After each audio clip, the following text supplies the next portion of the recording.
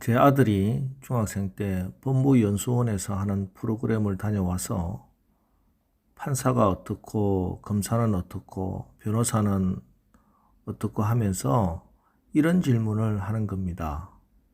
근데 아빠, 어떤 친한 친구 3명이 있는데 판사 친구와 검사와 변호사가 엄청 친해서 변호사 친구를 위해서 검사가 큰 벌을 우리 아들 표현으로는 때리지 않고 약하게 때리면 어떡해?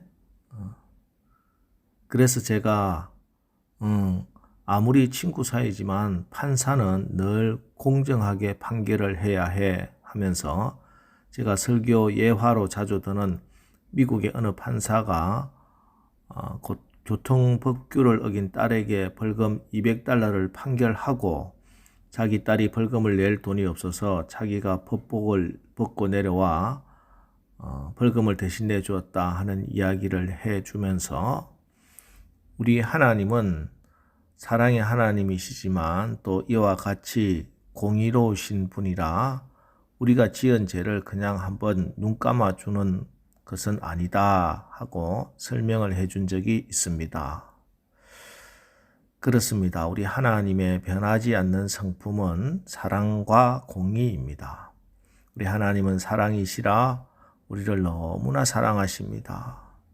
그리고 또한 하나님은 절대 공의로우신 분이라 하나님이 정하신 법을 반드시 지키는 분입니다.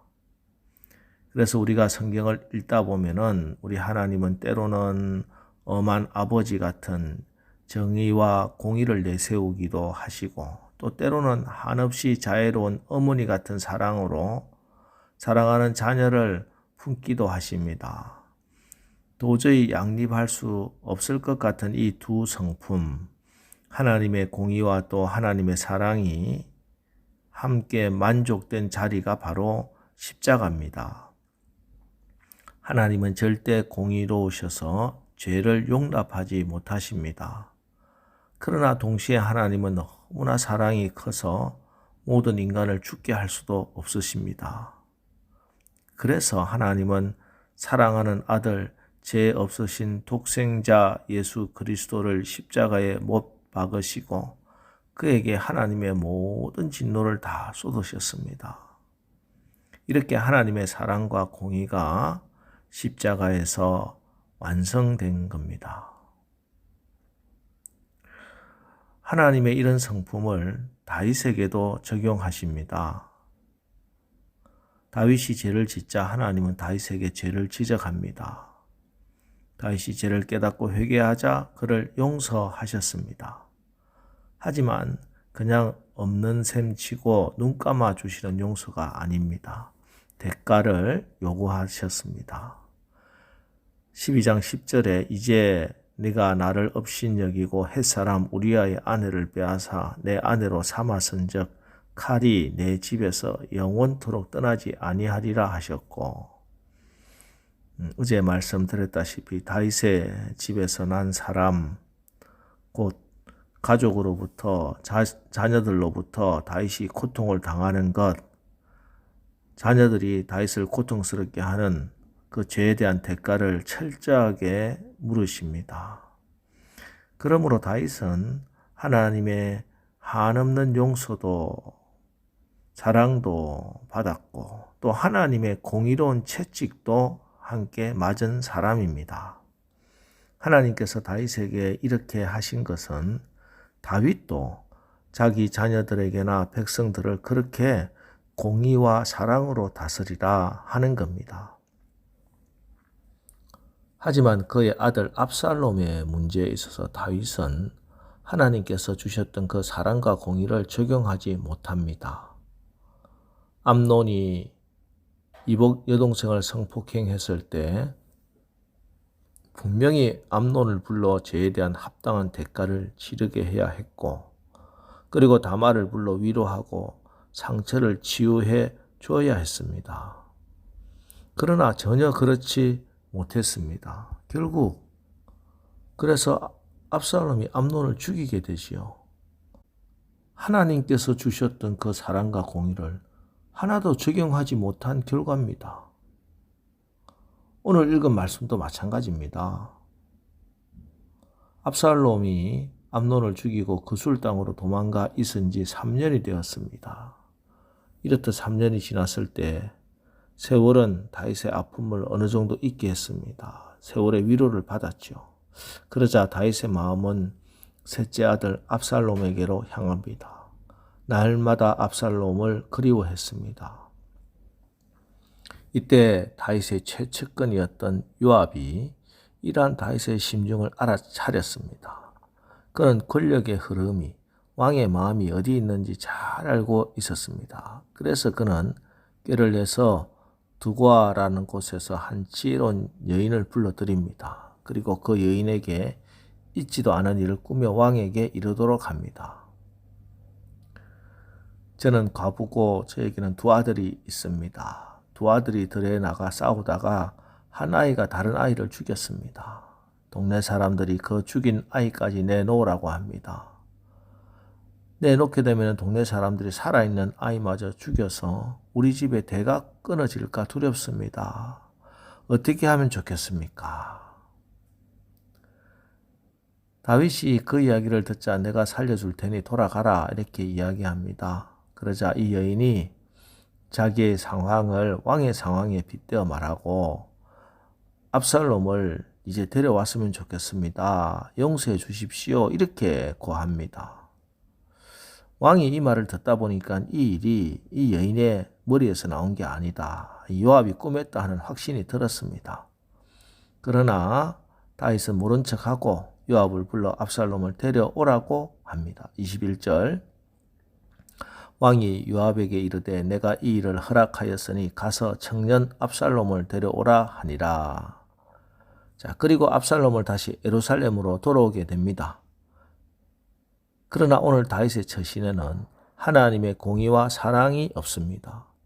형제를 죽인 일에 대해서 하나님의 법이 분명히 있었습니다. 그러나 그 법으로 다스리지 않습니다. 그냥 없었던 일로 치자 이런 셈이에요.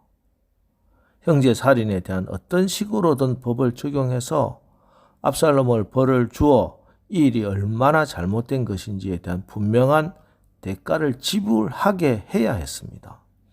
그리고 그 이후에 사면해야 하는데 그 절차도 밟지 않습니다. 압살롬을 데려왔으면은 사랑으로 용서의 절차가 있어야 하는데 진정한 용서도 하지 않아요. 압살롬을 안아주고 내가 너를 완전히 용서한다. 이제 너는 자유한 몸이다. 너는 형제 죽인 죄를 이제는 품고 살지 않아도 좋다. 이렇게 완전한 용서도 하지 않습니다. 24절 왕이 이르되 그를 그의 집으로 물러가게 하여 내 얼굴을 볼 수 없게 하라 하매 압살롬이 자기 집으로 돌아가고 왕의 얼굴을 보지 못하니라. 2년 동안이나 그렇게 방치했습니다. 그 2년 동안 압살롬의 마음에는 아버지를 향한 분노와 아버지에 대한 미움만 점점 커져갔습니다. 징계가 없었으니 형제를 죽인 죄가 얼마나 큰 죄인지를 모르고 아버지의 용서와 사랑을 받지 못했으니 마음에 분노만 쌓여간 것입니다. 결국 그는 왕위를 찬탈하는 그런 비극적인 역사의 주인공이 되고 만 것입니다. 여러분, 공의가 없는 사랑은 그래서 진짜 사랑이 아닙니다. 하나님께로부터 온 사랑은 하나님의 공의로우심을 반드시 포함합니다. 우리가 사랑을 하되 이 하나님의 사랑으로 사랑해야 우리 자녀들이 생명의 길로 바로 걸어가게 될 것입니다. 오늘 이 새벽에 우리가 주님의 십자가를 묵상하면서 하나님의 공의로우심과 그 사랑을 깨달아야 하겠습니다.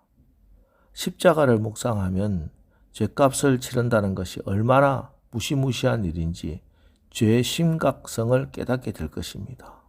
우리가 죄에 대해서 사력을 다해 저항해야 함을 예수님을 십자가에 못 박히시게 한 그 나의 죄에 대한 분노해야 함을 말해줍니다. 비록 넘어지고 또 넘어져도 결코 물러서지 말고 죄와 싸워야 함을 가르쳐주고 있습니다. 그리고 절대 우리를 포기하지 못하시는 하나님의 그 독생하신 아들을 죽이시면서까지 우리를 구원하신 그 크신 사랑을 깨닫게 될 것입니다. 오늘 하나님의 사랑, 공의로우시고 생명을 살리시는 그 사랑을 우리가 받았으니 우리도 우리 자녀들에게 또 이웃에게 그렇게 하나님의 공의와 사랑으로 대하여 우리의 가정 공동체에 하나님의 생명의 역사가 풍성하게 일어나기를 주님의 이름으로 축원합니다. 기도하겠습니다. 하나님, 우리가 하나님의 공의로우신 사랑, 십자가 그 사랑을 입었습니다. 그러나 우리가 주님을 따르겠노라 하면서도 십자가의 길을 걷지 못하고 공의도 잃어버리고 사랑도 없는 그런 세상 풍조에 떠밀려 살고 있지는 않습니까? 오늘 말씀을 통해 죄는 회개하면 되지 뭐 하고 가볍게 말할 것이 아님을 분명히 깨닫기를 원합니다. 그래서 지금까지 내가 얼마나 자기의 연약함 속에 이 죄들을 고의적으로 방치했는지 돌아보고 십자가를 의지하여 이 연약함 극복하고 죄와 피 흘리기까지 싸우게 하옵소서. 성령께서 이기게 하사 아버지께 영광을 돌리고 아버지 하나님을 기쁘시게 하는 주의 백성들 되게 하옵소서. 예수님의 이름으로 기도합니다. 아멘. 자, 이제 오늘 하루도 우리가 십자가의 능력으로 공의와 사랑으로 살아가는 승리의 날이 되게 하옵소서. 오늘 말씀을 붙들고 우리 합심해서 기도하고 나가겠습니다. 우리 기도하겠습니다.